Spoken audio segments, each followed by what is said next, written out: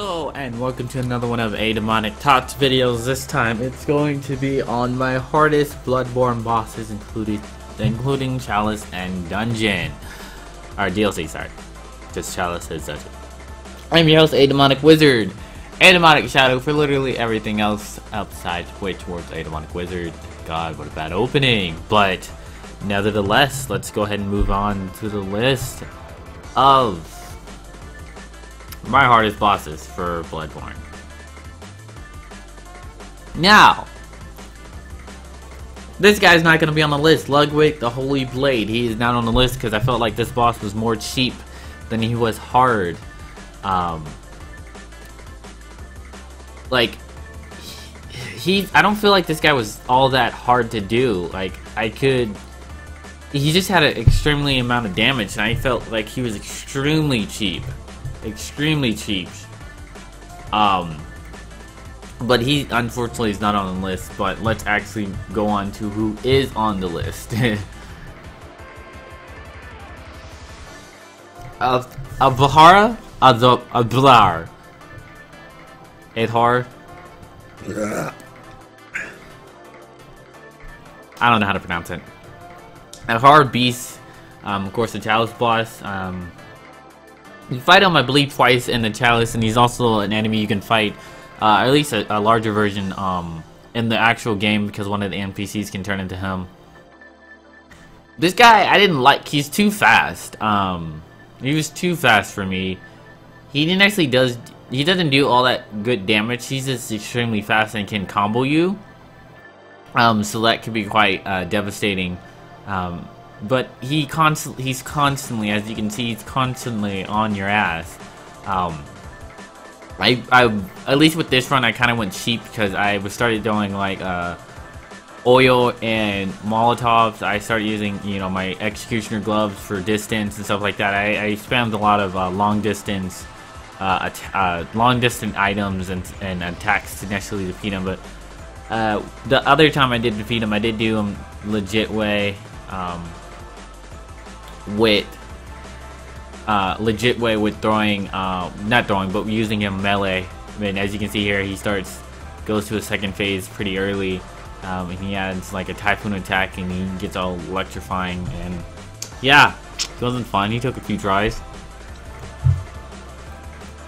Next up, we have Mr. Dark Beast Pororo. This guy, at least when I first fought him, not fighting him now after watching speedrunners fight him, this guy's extremely easy, but first time he was quite painful. His wide range of long range attacks, that strong attack when you get too close to him and you need to back up, it has quite some range of all areas, and as you can see, he'll spam it. It's very hard to not necessarily parry him, but get him into the counter state where I actually forget how you do so, and most of the time I just want to say I get lucky. But he was quite annoying, especially when you're fighting underneath him. As you can see here, it can be difficult to hit him. And I also couldn't I couldn't do this fight with a large weapon. I had to go with a sword, which was much faster, so I can have more time to dodge in, dodge out, etc, etc, etc. But I did also like this concept of the boss, how his fur and electricity, definitely a cool boss, really hard fight. But moving on to this guy, whatever. I don't know how to pronounce this boss's name. Armageddon boss. Main reason why I hate this boss is he's really big and he has a large range. He has very long range in attacks, and what's even worse is when you get him like halfway, he takes off his two arms and increases his range by more, because it's totally what he needs. He needs more range. His range is atrocious, and I never felt safe fighting him. Like, as you can see here, I got to the point where I had to get help to beat him. But I finally, as you can see, I'm finally able to beat him, and I praise the sun. That's all I can say. Praise the sun. I was getting a little scared here, but moving on.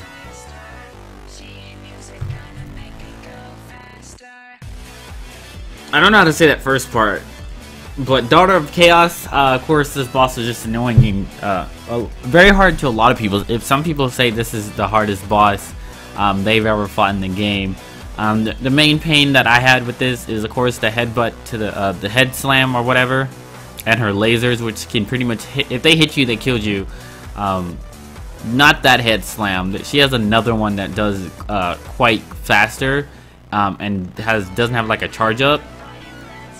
But those were the two attacks that probably got me to kill the most, just because when you're fighting in front of her, she'll just randomly just headbutt. And then she also had this charge attack, which sometimes could be hard to dodge if you didn't dodge it right. That was pretty much instant death, because she does do quite a lot of damage. That's not the charge, that's a faster one when you get more in their life. But very disturbing and ugly creature. With noodles coming out of her face and bleh. That's one thing I get her props to Bloodborne. It's like Bloodborne, they took two bosses. They had the context makes two bosses and then they combined the two, and here's the results. But moving on to the final one. It's this guy again. Lawrence the Fast. Lawrence the First Victor. Still can't pronounce the name. But not only is he my favorite Bloodborne boss, he's also the hardest Bloodborne boss, I think, because I spent quite forever fighting this guy. 5 hours, I want to say 4 or 5 hours. I guess that's why I didn't mind. Like, this guy was hard. I also didn't mind fighting him so much because he's also one of my favorite bosses. He's quite devastating, especially when you get to his final form, where half his body's missing and he's leaving a trail of blood where you really can't get behind him because there's lava there. And then his attacks, like one where he literally crawls around the whole stage. Like, I feel like this room should have been bigger at times. I don't feel like there's enough room, but I really did enjoy it. Great job, Bloodborne, with your bosses, making them hard and pretty cool, and also very disturbing and ugly. But overall, I really did appreciate this boss, especially being my favorite and hardest. But I do want to thank you for watching. If you want to go ahead and add, your 2 cents of your hardest bosses, you can definitely like, comment, and subscribe if you did enjoy watching these videos. I'll definitely try to find more top videos to do, but outside that, once again, thank you for watching, and ADemonic out.